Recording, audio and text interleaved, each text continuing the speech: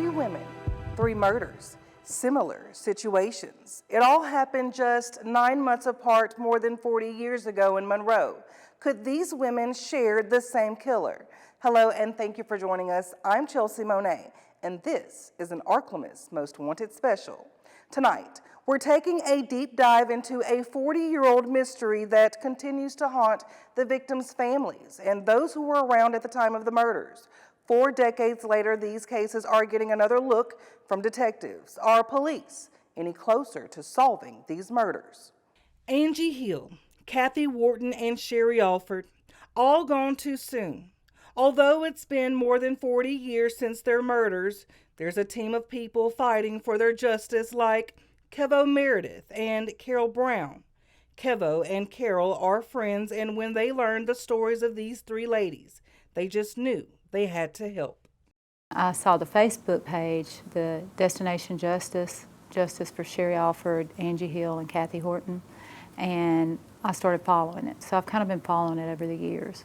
She says she has a front row seat to watch the power of social media and believes without it, the cases would not have gained as much attention. Between the podcast, social media, I think it's a powerful thing. Like I told the sisters, in a lot of ways time's against you, but then in a lot of ways time is for you because of all the changes with social media and the podcast and technology, DNA testing, all the different things that are there now that weren't there in the early 80s are going to be the things that make the difference in solving these crimes. I truly believe that. Carol says she's dove way deeper into these cases than she ever expected.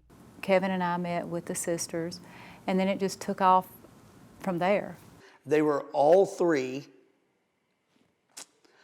in a vehicle and somehow, some way were lured into pulling over or bumped into to pull over or something to that effect. Kevo and Carol started a podcast, Destination Justice, and interviewed the sisters of all three victims and have become advocates for the victims and their families. We start with Angie Hill. In August of 1980, Angie was found murdered on the south side of Monroe. Her body discovered near an industrial park near Richwood Road number 2. Her vehicle was found in the Lake Shore area around Melvin Drive. There's a shopping center there. It was found there as if Angie had just stepped out of the vehicle and vanished, like engine running, lights on, radio playing, etc. Angie was planning a normal night out as she was getting off of work. She had worked at a convenience store, which is right off what was then NLU, right off campus on Desert, Highway 80 Desert. She left there, took a coworker home, and was en route to take the night's deposit, cash to the owner or boss's house, which she always did. This was not an uncommon thing, and never made it there. In 2021, we spoke to Angie's sister, Dorothy Hill. She's heartbroken and wants answers. I'm 64, and so that's 4 decades. And at best, I may have 2 decades left. If I'm lucky, I may have 4, but we all know the last 2 of those won't be pleasant. So it would just be really beneficial to, not so much knowing the who would be wonderful, but also more importantly, the why. Coming up, 9 months after Angie's murder, Kathy Whorton's car was found abandoned, engine running in the middle of the street, and her body on the south side of Monroe, just like Angie's. She was on her way to a friend's home, and her vehicle was found a lot like Angie's. Kathy's story is after the break. Stay with us.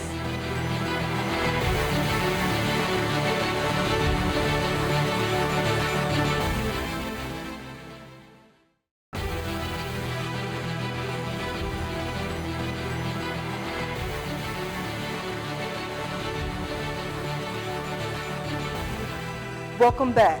In 1981, Kathy Whorton's car was found abandoned, engine running in the middle of the street. She had been murdered and her body dumped on the other side of town.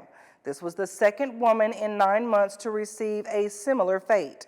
Could these women share the same killer? This is Kathy Whorton. She was a 19-year-old college student at NLU, a Bible study teacher to little children at her church.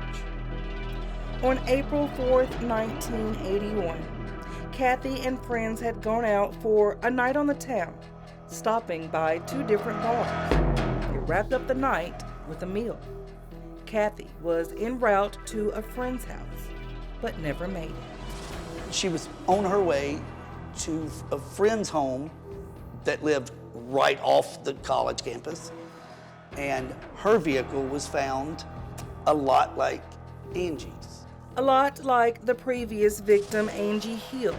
9 months prior, Angie's car was also found abandoned near the college campus. Kathy's car was found on Sherrouse Avenue. Right off campus. Her vehicle too was found, door open, radio playing, just as if there was just somebody just stepped out of the vehicle and just poof. Authorities called the owners, Kathy's parents, to retrieve the vehicle. A short time later, short time later, they would get a phone call that a young Caucasian female's body was found, again, somewhere on the south side of Monroe. Kathy Whorton had been shot, just like Angie Hill. Same way. Both were, both drove through around that university shortly before they were abducted. When Kathy's body was recovered, there was something missing, a ring she had been wearing that night. It was never found. Kevo interviewed Kathy's sister, Debbie Wilson, on his podcast, Destination Justice. She recalled the strength and faith her father showed during that difficult time. And he just thanked God. You know, he didn't say, God, why did you do this? He said, thank you for giving her to us for 19 years. I don't know that I could have that strength, but he sure showed it to me that day. 9 months after Kathy's murder, Sherry Alford's car was found on side of the road with shattered glass from gunshots in her body outside of her vehicle.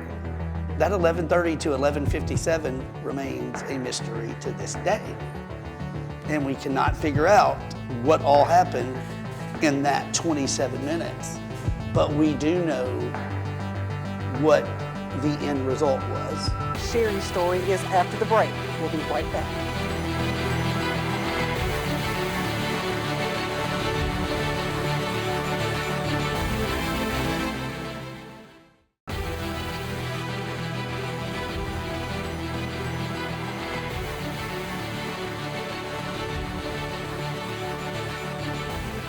Thank you for sticking with us in this 30-minute Ark-La-Miss Most Wanted Special.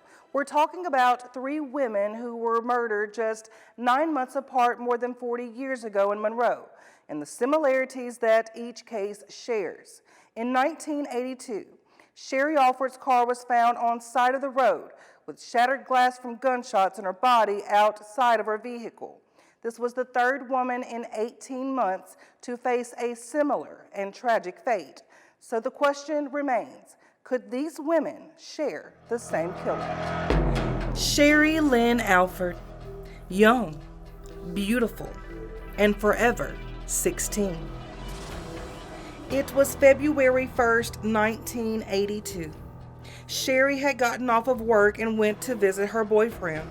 In the town and country area to study some chemistry or science or something. And left there with her curfew approaching, knowing she needed to be home for curfew. She left there around 11:30, and that 11:30 to 11:57 remains a mystery to this day. And we cannot figure out what all happened in that 27 minutes. But we do know what the end result was. Sherry had been shot, left for dead, and the worst part, her body was found maybe a half mile from her home on 139. Although Sherry's situation sounds a lot like what Angie Hill and Kathy Whorton had gone through months earlier. Something was different. The initial investigation indicate Sherry had been shot twice, and according to investigators, the shattered glass discovered on the scene is consistent with the theory that Sherry was first shot before she stopped her car, one of those bullets striking the watch on her wrist. At 11:57, because her watch on her left wrist had quit working.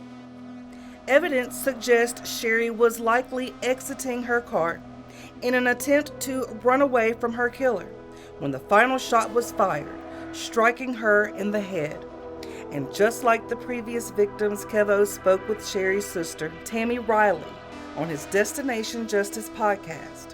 She recollects how things changed and how the murders set in motion an overwhelming fear in the community. It probably changed the way everything. Yeah, everything changed. The way you left the house, the way you curfews, everything just went. Yeah, I imagine. I felt like at 14 you're really not mature, right? And I feel like I matured real fast after Sherry died. It just Life did just something did to that. you. Yeah, life was.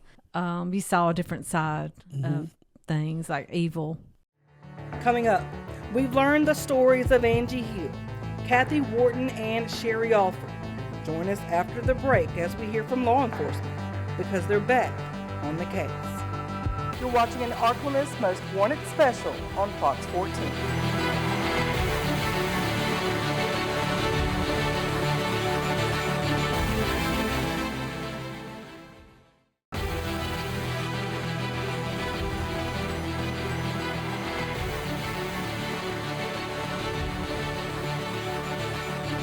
We've gone over the details in each case, pointing out their similarities.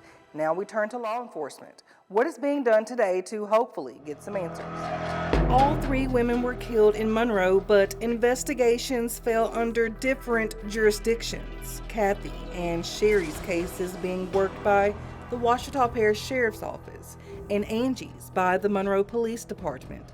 We spoke to both agencies. Even though they're over 40 years old, like we've discussed before, the cases are being actively investigated at this time. Yeah, it's active. We're actively investigating. We've got a detective assigned to it currently, yeah. Advocates Kevo and Carol's efforts are relentless and never wavering. It's like we really feel like we're on the right track. I'm telling you, Carol has herself experienced some very odd things that she feels like is a sign, and we feel like we're on the right track.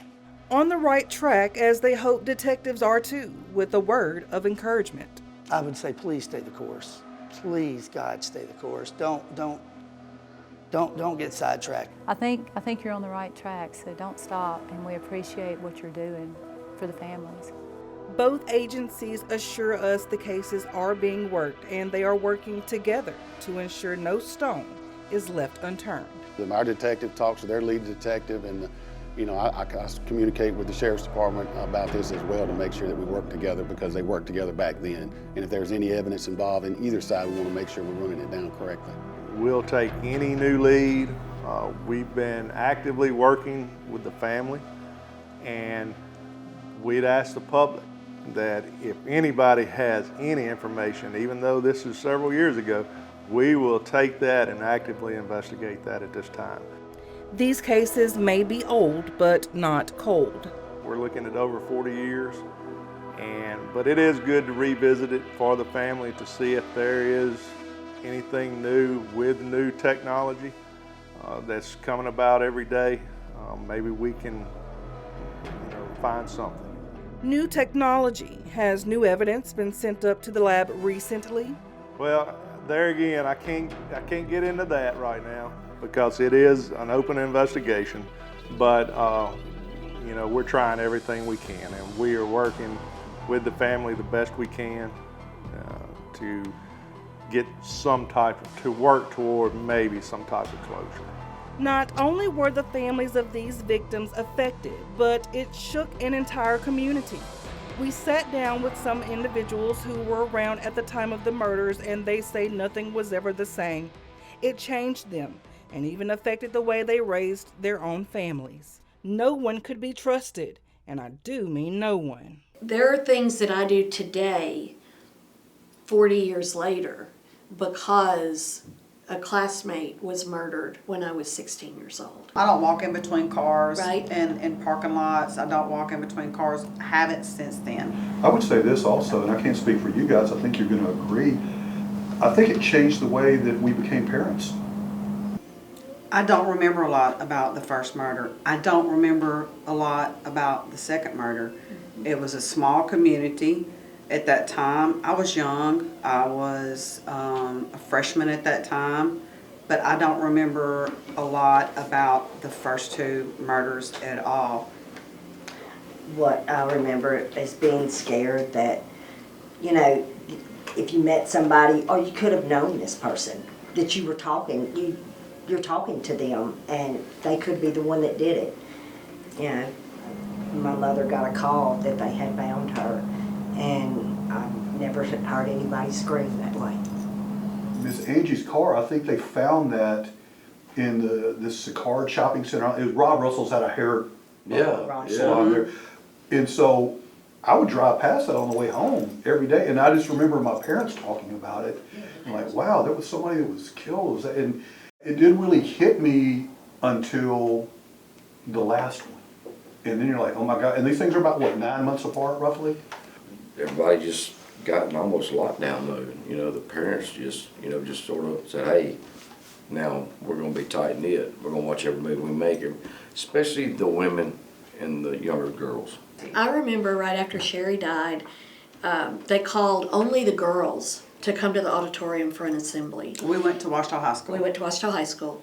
And they called all of us to the auditorium, and one of the younger classmates' father was a Monroe police officer.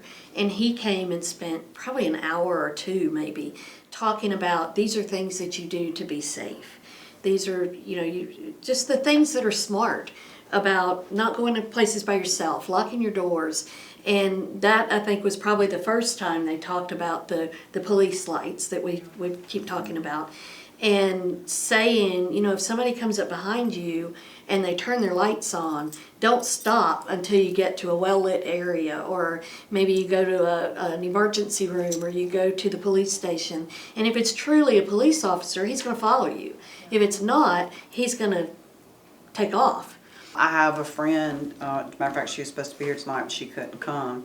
She had seen me speaking with Carol on Facebook. She called me and asked could she share her story with me, and I stayed on the phone with her about an hour, and she basically cried the whole time telling me her story. There was a movie theater that was beside the old Kmart on Louisville, which is now behind Catfish Charlie's, is where that movie theater was. And her girlfriend had come from Columbia to go to the movie, and she comes out of the movie theater, and there was a gentleman there. She don't remember a lot about that.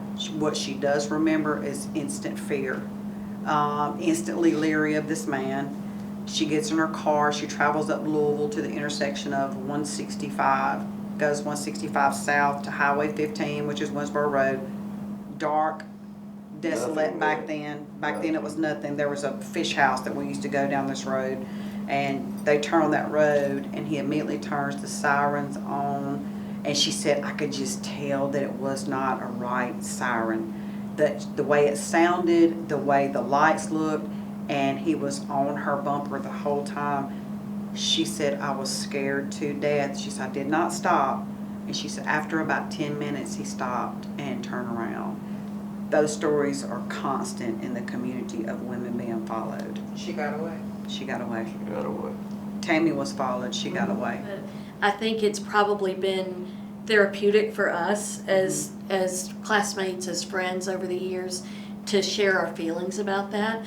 But that's also important too, because we don't need to ever stop talking about these Absolutely. women. We need to make sure that their memory stays alive even if they are not here with us. And we owe them that. We owe them being here, talking about what happened, talking about our feelings about what happened, and knowing that someone, whether they realize it or not, someone knows something. Maybe the killer or killers are still alive. Maybe they're not.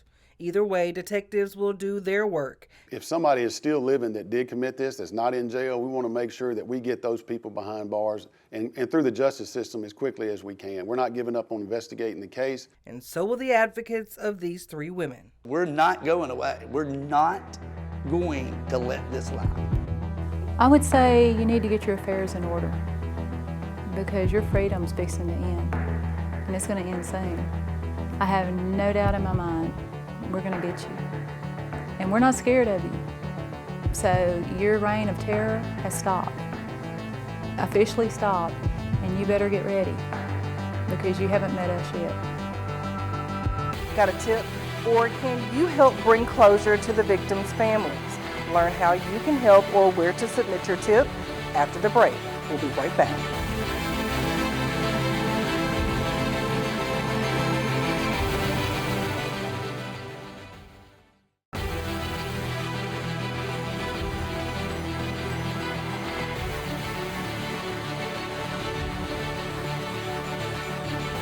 The families of Angie Hill, Kathy Whorton, and Sherry Alford are desperate for closure and can use your help. Submit your tip by calling Crime Stoppers of North Delta at 318-388-CASH or by visiting their website. Callers can remain anonymous, and a $2,000 cash reward is available to anyone with information that leads to an arrest and/or an indictment. Also, be sure to follow the Facebook pages dedicated to these women and download the Destination Justice podcast to hear interviews with the sisters of the victims. That's all for now. For Ark-La-Miss Most Wanted, I'm Chelsea Monet. Have a good night.